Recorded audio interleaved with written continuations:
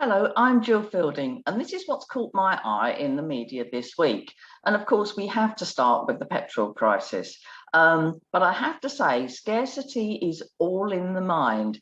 And apparently, there's enough petrol for all if only we were to be sensible and use what we normally use rather than trying to stockpile and fill up and fill jerry cans and so on. But of course, the drive to stockpile is driven from a sense of scarcity and a sense of fear.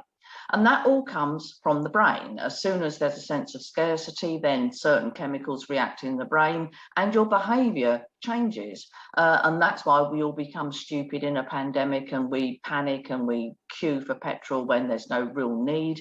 But because everybody else is doing it, we do it as well. And apparently the British, particularly when they see a queue, they get on the end of it. So it's a behavioural thing. Now, if we know that scarcity is all in the mind and we're very fearful when we don't think we have enough. So if we don't have enough water or air or food or petrol or money, then we start to panic and get fearful about it. And we have to work very hard to overcome that. So although I would love to have driven around and got on a queue for petrol this week, I've stopped myself from doing it because it doesn't help me and it doesn't help everybody else. I will get petrol. I don't need a great deal. And if I do need petrol, I can, just change my behaviors and do something different.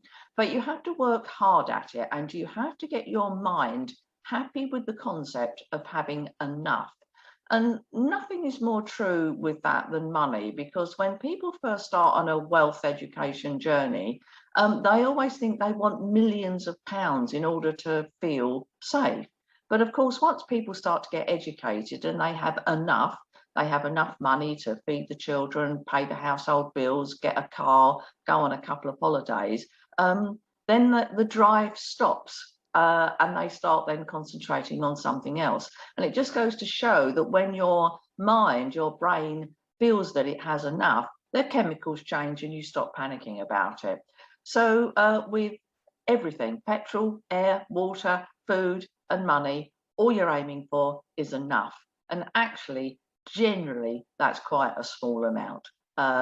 So override your brain today. Scarcity is a mental thing and you can overcome it. Well, other than the petrol crisis, I've been reading lots and lots this week about rates, interest rates, inflation rates, rates of return, and so on. So let's start with, first of all, the rate of return that you can get on your savings. And I read this week an article about how you should start saving for your pension really early. And I'm a great advocate of that. And the journalist wrote about what would happen to money over a 10-year period. And over a 10-year period, the last 10 years, inflation has risen by 19.5%. And at the same time, if you'd have had your money in savings, it would have increased by only 7.6%. So inflation up by 19.5, savings up by 7.6, meaning that you were probably about 12% worse off in terms of your spending power at the end of the decade. Now, if only you'd have had your savings rather than in a standard bank or building society giving very low rates of return, if you'd have had those invested in a standard tracker fund, then your return would have been about 102.4%. So way above the rate of inflation and would certainly have doubled your money in the 10 years. And that's such an easy thing to do, but people don't do it because they're fearful and they think the bank is the safe place to be. But of course, what that generally means is that your money is eroding in purchasing power with every day that you have your money in a standard deposit savings account. And it's only when you get access to other wealth creation methods and certainly get access to, say, the stock market, will you increase your money substantially. And it's very easy to do. Just invest in a standard tracker fund. You don't have to do anything. You have to send your money off and somebody will invest it for you and track an index and get a much better return for you. So think about what you're doing with your money. Over 10 years, you start to get worse off. And if you're thinking about pension, you actually need to get some decent investment going. Otherwise, by the time you retire, your savings will be worthless. And at the same time, when we're thinking about inflation, there's lots of commentary now about the fact that interest rates, the Bank of England base rate, will be rising soon. I don't think it will be very soon because the Bank of England don't like to change on short-term news, and the current rate of inflation, which is about 3%, is above their standard measure of 2%. But that may be temporary, so they're just holding off a bit. However, there are 9 members of the Monetary Policy Committee that determine interest rates, and 2 of them last month did vote for a change. And of course, as soon as 5 out of the 9 vote for a change, then a change happens. So we'll keep our eye on it. So a base rate change is likely to be coming, I think probably in the next 6 months.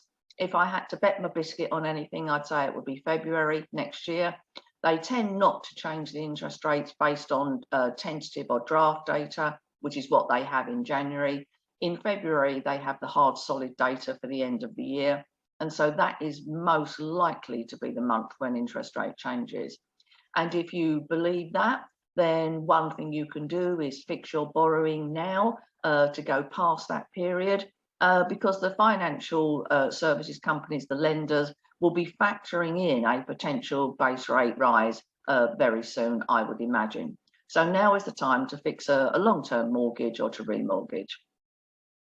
And while we're talking about rates of return and interest rates and so on, I read this week that the average credit card interest rate has now risen to 26%, and it's increased by 1% for each of the last 2 years. So the rate that you pay on your credit card borrowings is going up and up and up.